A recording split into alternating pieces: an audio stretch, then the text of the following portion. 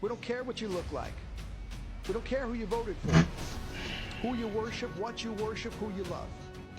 It doesn't matter if your dad left you millions when he died or if you knew who your father was. We have been honed into a machine of lethal moving parts that you would be wise to avoid if you know what's good for you.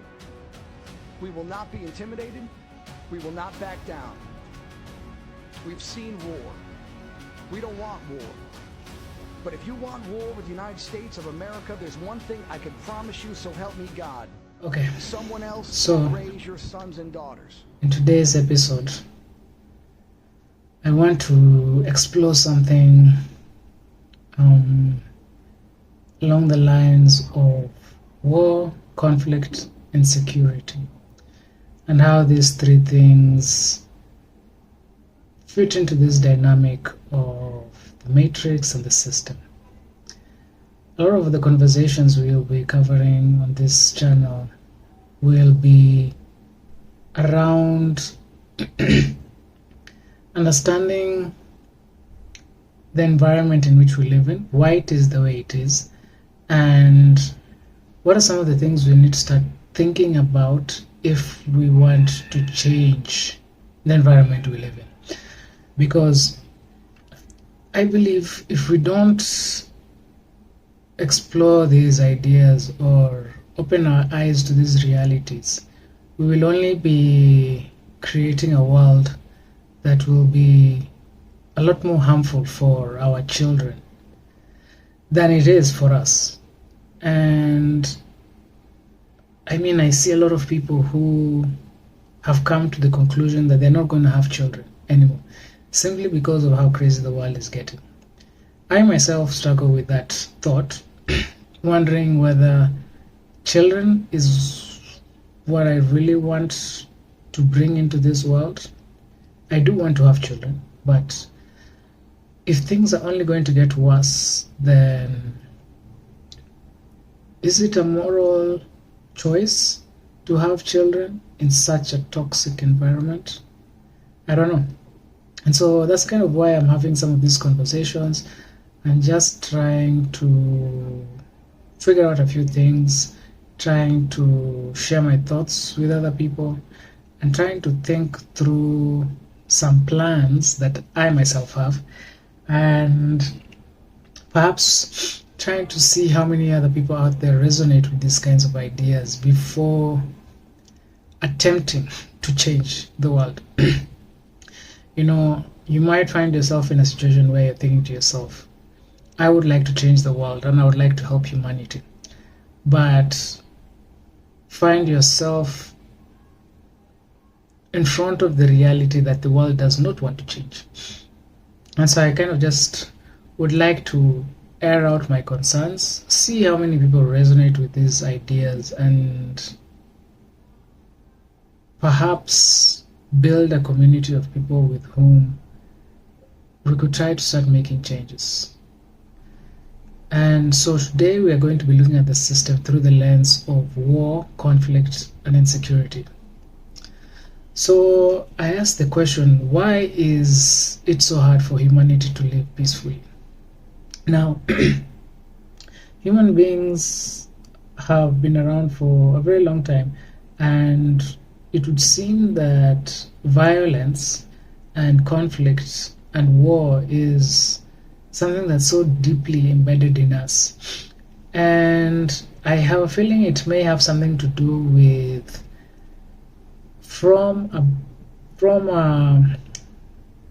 maybe a materialistic perspective. It may have something to do with our nervous systems and our emotional bodies.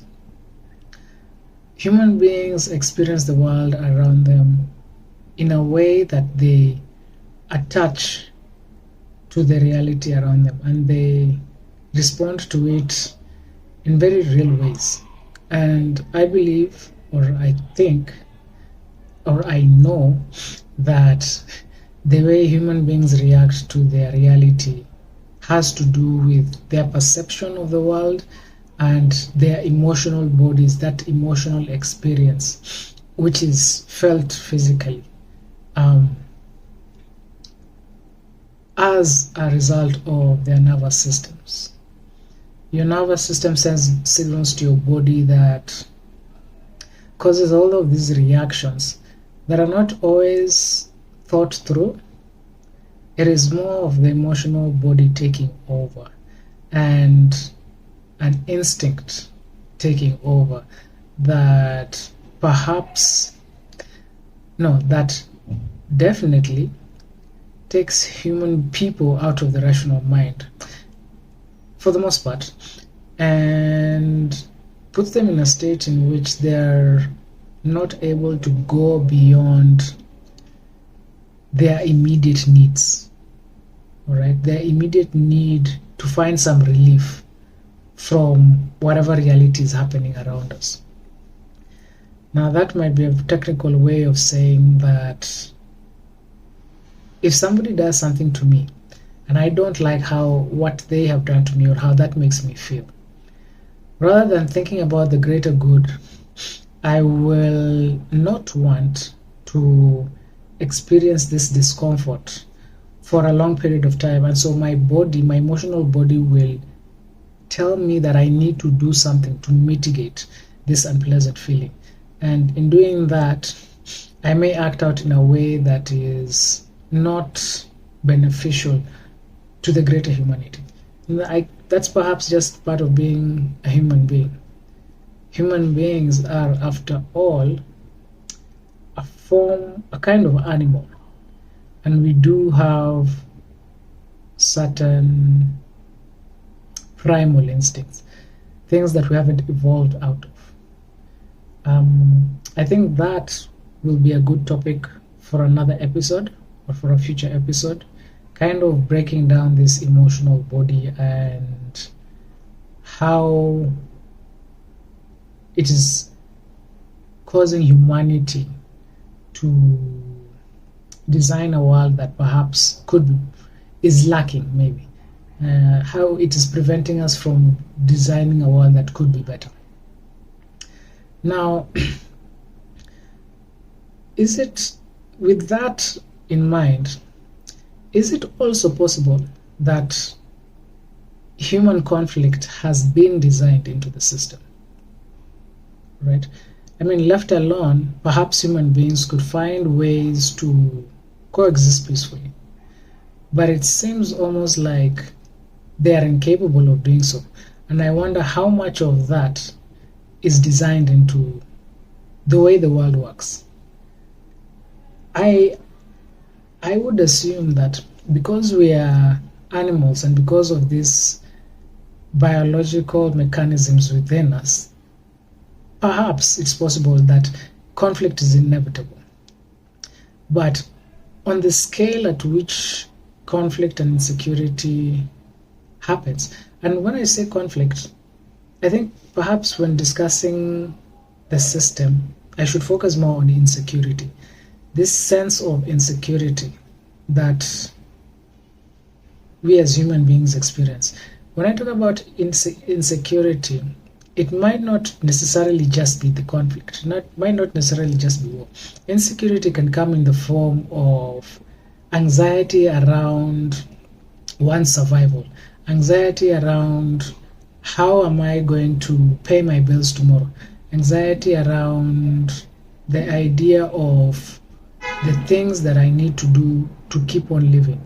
What do I need to do to keep my genes living? And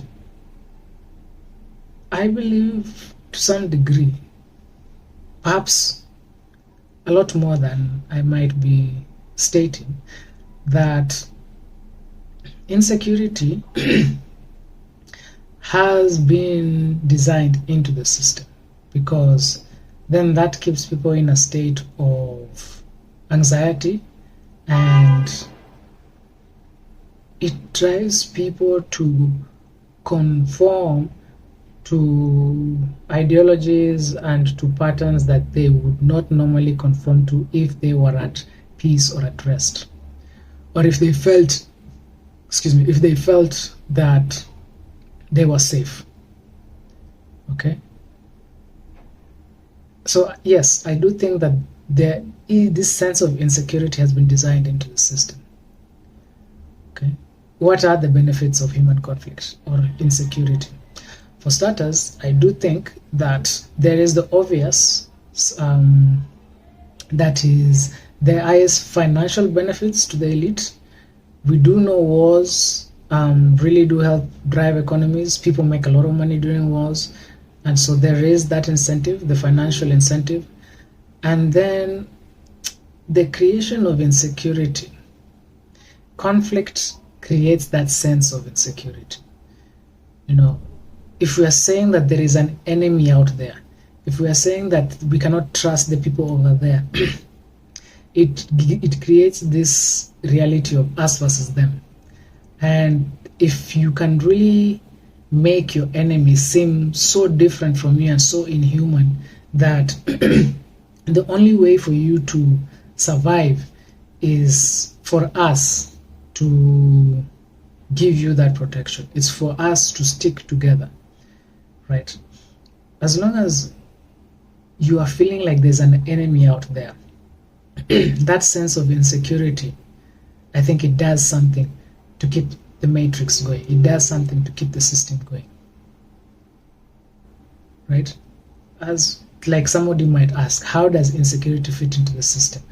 People are willing to give up their freedoms for that sense of security.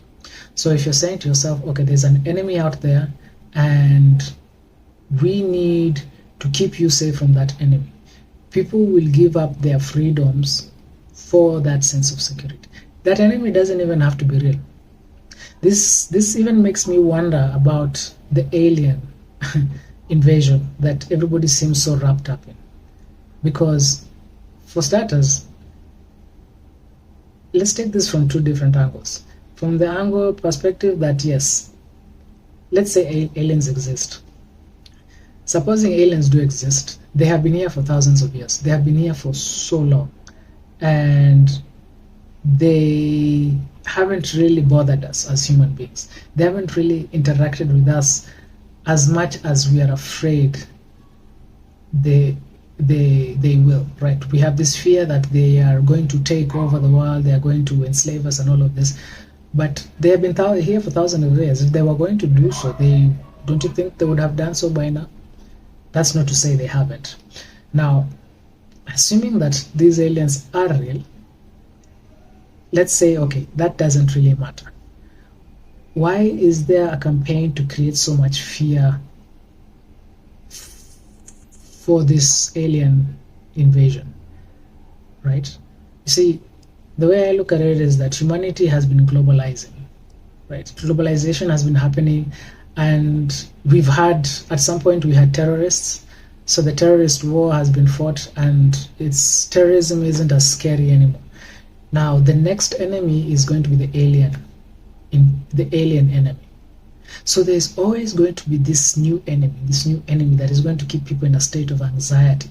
There's always going to be this next conflict, this thing that is making us feel unsafe. Because as long as we are feeling unsafe, we are giving up a lot of our power to a select few so that they can control us, so that they can control how we live our lives, so that they can control how we think. And these are some of the reasons why it is so hard to get out of the matrix. These are some of the reasons why it's so hard to get out of the system. Because you might say to yourself, okay, I would like to get out of this system of control, but it makes me feel safe. And I don't know how to detach from that. I don't know how to get myself into a state of mind where I will say, I would rather die, or I would rather figure out a way to keep myself safe than to give that responsibility to somebody else. And I believe if enough people came together and said, you know what, we are a pocket of 50 people, we will keep each other safe. Go back to the village kind of community, obviously with modern technology, but just 50 people going out and saying we will keep each other safe. But as long as we have removed ourselves from this system of control, I don't know why. So people are doing this, but I'm surprised at how few people are actually doing this. Most people actually would prefer to live in the cities. Most people would actually prefer to live under the thumb of control than to remove themselves from that thumb of control. And partly might have to do with the fact that they don't have to think about all of these other things, right? Somebody else has done it, they can go on about their day, and perhaps that is less anxious. And so that's why people succumb to these systems of control. Now, there's also the other aspect, which is freedom versus safety, right? Is freedom versus safety, because we talked about people giving up their freedoms for safety. So it kind of brings up this, it kind of creates this sense that you can either have freedom or you can have safety. So I also wonder about that. How real is that? Or is that just something that we have been conditioned to believe? Is this a real dichotomy, or is humanity capable of having both freedom and safety? Okay, so this is why we talk about conflict, war, and insecurity. Is it possible? Is it that human beings are incapable of not living in conflict, not creating insecurity, and not living in war? Is that why? Because are we saying that if we give people freedoms, that there will always be conflict, and that's why they will never be safe, they will never be secure? Is that actually a real thing, right? Have we been given the chance to create peaceful societies? I think human beings are capable of living in peaceful societies. I mean, just look around the world and you will see that people, for the most part, when left to their own devices, are capable of living in peaceful societies. So no, I don't think that human beings left to their own devices have to go to war. It might happen from time to time, but if we're talking about this realistically speaking,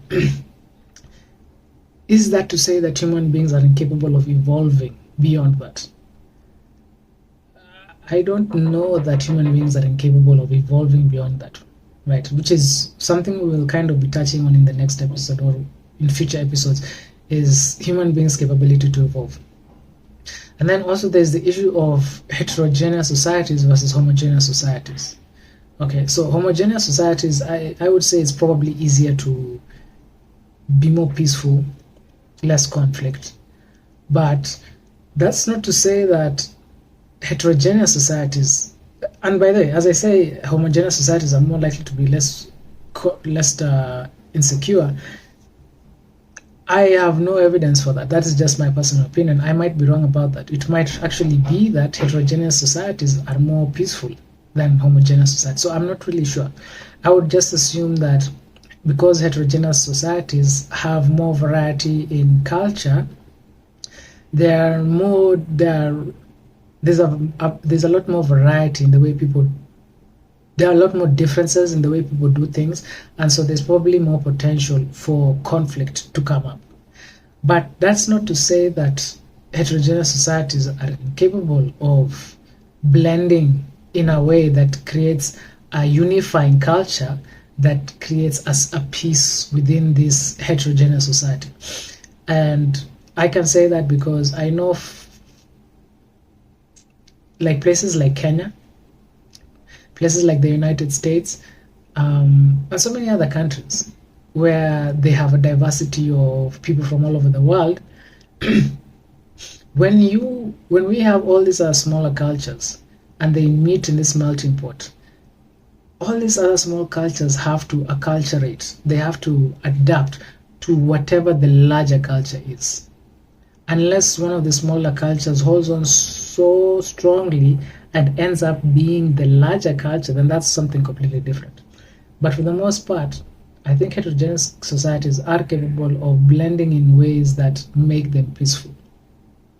So I think that kind of thinking that might say that, well, people are not capable of living peacefully, especially if there is diversity, it's something that I don't think we've been given the chance to find out. So this brings us to the next question. Is peace and a sense of well-being, is that profitable? Okay, so I think this is something that maybe we can ask ChatGPT, right? Is peace profitable?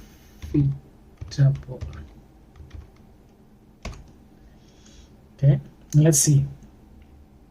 Okay, so ChatGPT seems to think that peace is profitable. But it says, so it has broken this down. It says peace, yes, it is profitable, but how peace is profitable depends on the lens you use. So even ChatGPT doesn't just definitively say yes, it is profitable. So it says economic profits from peace. They are stable markets that attract investment. So businesses prefer predictable environments. Countries with peace often get more foreign direct investment, tourism, trade, lower costs of security.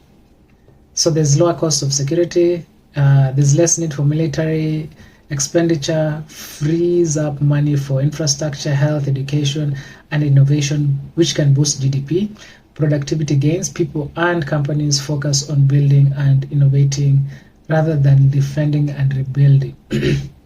So social profits to peace, there's human capital growth. People can get educated, stay healthy, and be productive without consistent disruption. There's stronger social cohesion. Stable societies are less likely to have mass displacement, famine, or systemic breakdown, all of which hurt economics. There is corporate profit from peace. Tourism, hospitality thrive. Resorts, airlines, and event industries depend on safe conditions. Export industries benefit when shipping routes are secure, logistics costs drop, and global supply chains work smoothly. But it says not everyone profits from peace. The military industrial sector, arms manufacturers, private sector contractors, and certain extractive industries sometimes profit during instability. Political actors, some regimes or groups maintain power by controlling conflict zones. This means peace is structurally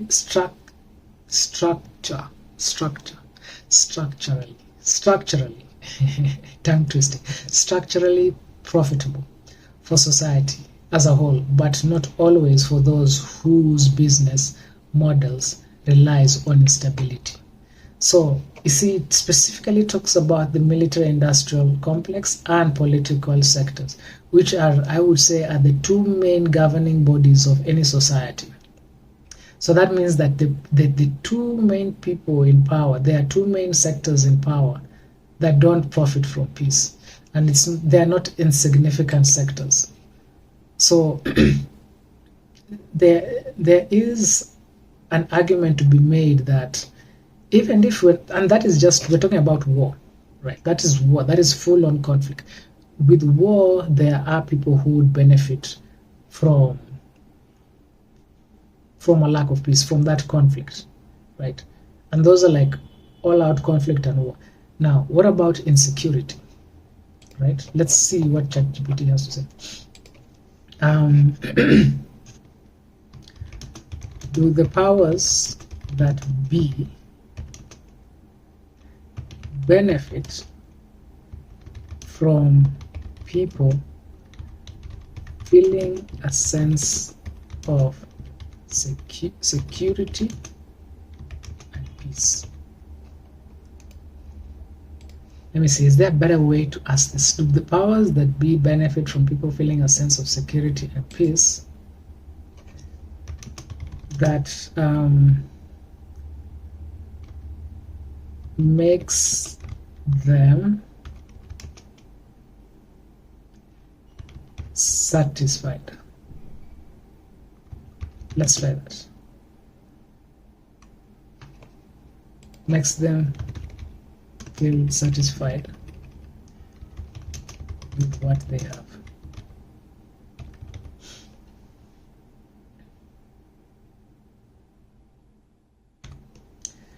Let's see. So it says that depends on which powers that be we're talking about and what the long-term goals are. So when peace and satisfaction serve the powers that be, so ChatGPT I have to give it credit. It has to be balanced in its responses. I like that it's balanced in its responses. So it says when peace and satisfaction serve the powers that be, there is legitimacy and stability. So governments and ruling elites often benefit when citizens feel safe, content, because it reduces unrest, protests, and the cost of repression.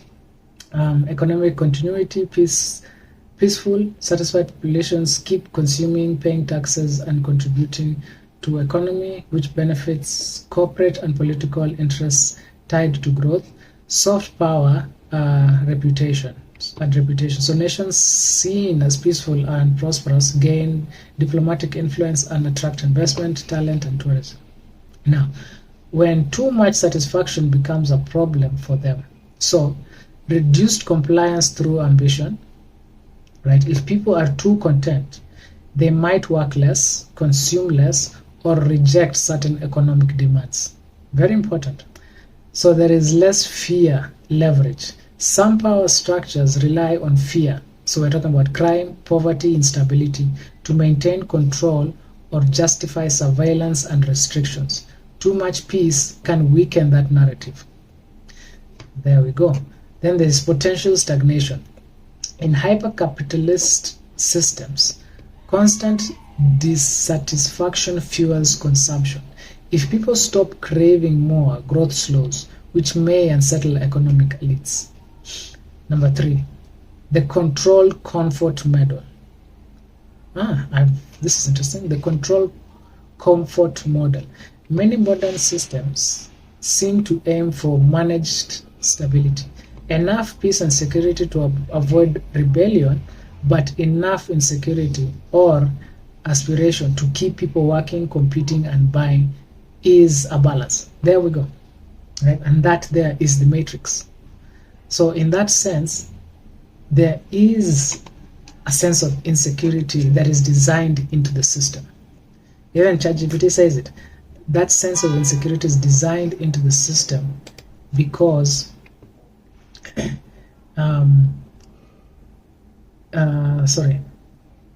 enough peace and security to avoid rebellion, but enough insecurity or aspiration to keep people working, competing, and buying. Right? So when there's too much satisfaction, there's slow economic churn and weaker compliance. And so there is a reason for insecurity to be designed into the matrix. And I think this is why I kind of wanted to bring this up, because I think human beings are capable of more. I think we are capable of designing better societies.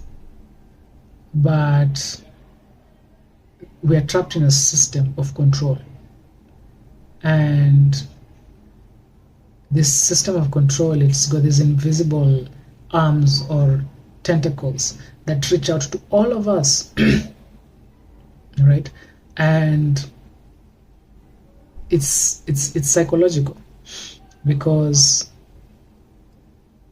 when you try to think of doing things differently, you think to yourself, the world is not a safe place. I'd rather give up my freedoms for that sense of security. Okay. And so why are you saying that? What makes you think that the world is not a safe place? It's because you have been conditioned to think it's not a safe place. And that is what we talk about when we say insecurity. That sense of insecurity has been drilled into you. It's like the world is not a safe place. We are the only ones who can give you that sense of safety. That enemy out there, there is an enemy out there that you need to fear. There is always another enemy, and we are the only ones that can keep you safe. So what is the solution? I think we need to further explore other dimensions of this topic that relates to the matrix of the system, for us to kind of start working our way to a real solution. Because I mean, I do have a solution, but I don't think most people would hear it if I just said it out loud. I think we kind of need to look at this problem from very many different angles to understand why I propose the kind of solutions that I propose. If you enjoyed this conversation, please remember to hit that subscribe button, and hopefully I hope to see you on the next episode.